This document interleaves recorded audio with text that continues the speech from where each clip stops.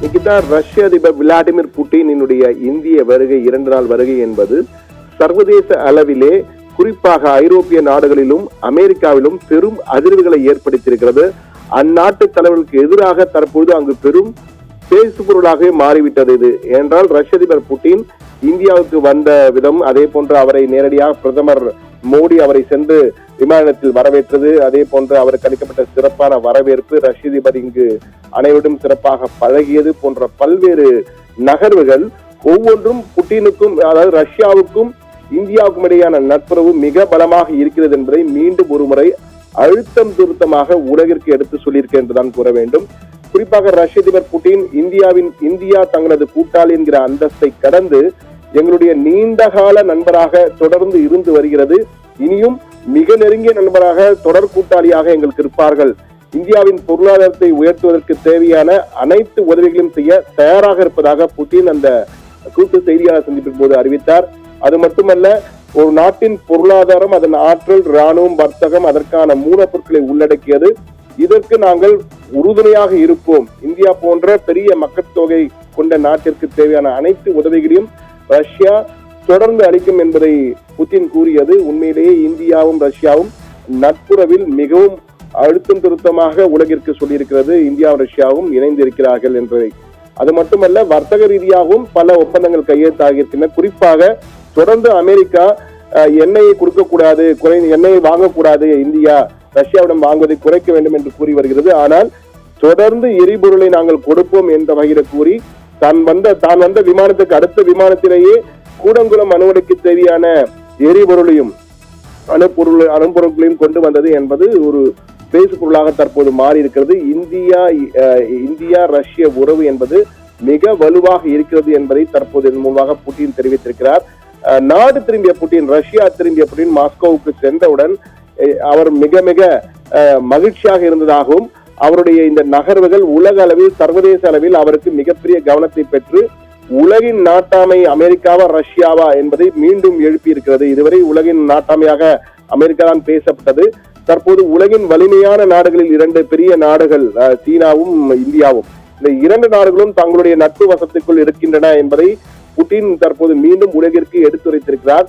இது புட்டினுக்கு மிகப்பெரிய ஒரு மகிழ்ச்சியை கொடுத்திருக்கிறது என்றும், அதாவது வெரி வெரி ஹாப்பி, அண்ணாச்சி வெரி வெரி ஹாப்பி என்று பேச்சு வழக்கில் கூறுவார்கள். அது போன்று புட்டின் மிக மிக மகிழ்ச்சியாக இருக்கிறாராம் இந்திய வருகைக்கு பிறகு என்று சொல்லியிருக்கிறார்கள். ரஷ்யாவிலிருந்து வரும் தகவல்களும் அங்குள்ள செய்தித்தாள்களும் இதைதான் பெரிதாக எடுத்து காட்டியிருக்கின்றன.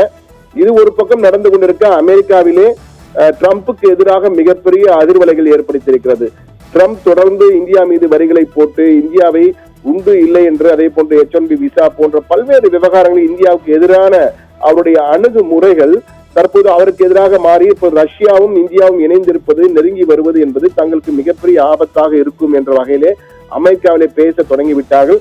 இதனை அடுத்து தற்போது இந்த புட்டினின் வருகை அடுத்த சில மணி நேரங்களிலேயே அமெரிக்க அதிபருடைய அணுகுமுறையில் பெரிய மாற்றம்.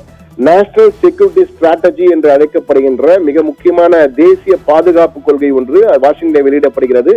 அதிலே தமது கொள்கையில் திடீரென ஒரு திருத்தம் செய்து அமெரிக்க அதிபர் வெளியிடுகிறார். அதிலே இந்தியா தங்களுடைய மிக முக்கியமான கூட்டாளி என்று அறிவித்திருக்கிறார்கள். இதுவரை இவ்வளவு வெளிப்படையாக இந்தியா மீது ஆர்வம் காட்டி அமெரிக்கா சொன்னதில்லை.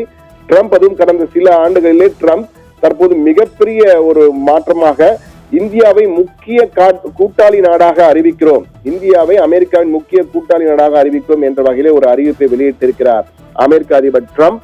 இந்த அறிவிப்பை அவர் அந்தர்பல்டி அடித்திருக்கிறார் என்பதை நம்மால் உணர முடிகிறது. ரஷ்ய அதிபர் விளாடிமிர் புட்டின் இந்தியாவுடன் மிக நெருக்கமாக இருப்பது, சீனாவுடன் நெருக்கமாக இருக்கிறார். இது நிச்சயமாக சர்வதேச அரசியலில் மிகப்பெரிய மாற்றத்தை உருவாக்கும் என்பதால் ட்ரம்பினுடைய இந்த நடவடிக்கை அவர் அந்தர்பல்டி அடித்திருக்கிறார் என்று தெரிகிறது. இதுவே ரஷ்ய அதிபர் புட்டினுடைய வருகைக்கு கிடைத்த மிகப்பெரிய வெற்றி, அதிபர் புட்டினுக்கு மிகப்பெரிய வெற்றி என்ற வகையில் தான் சர்வதேச அரசியல் நோக்கர்கள் எடுத்து வைக்கின்றனர்.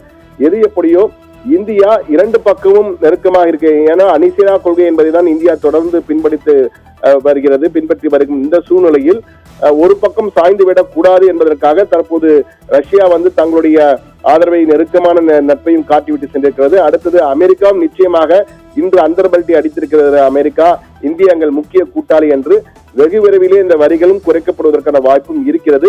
ஆனால் இந்தியா சீனா இரண்டையும் மிக நெருக்கமாக தன்வசம் வைத்திருக்கிறார் ரஷ்ய அதிபர் புட்டின் என்பதுதான் தற்போது சர்வதேச அளவிலே மிகப்பெரிய பேசு பொருளாகவும், அமெரிக்க அதிபர் டிரம்புக்கு அவரது சொந்த நாட்டில் மட்டுமல்ல ஐரோப்பிய நாட்டு தலைவரிடையும் மிகப்பெரிய அவர் மேல் ஒரு எதிர்மறை கருத்தாக, எதிர்மறை எண்ணமாக மாற்றி இருக்கிறது என்பதையும் நாம் பதிவு செய்கிறோம் இங்கு நிகிதா.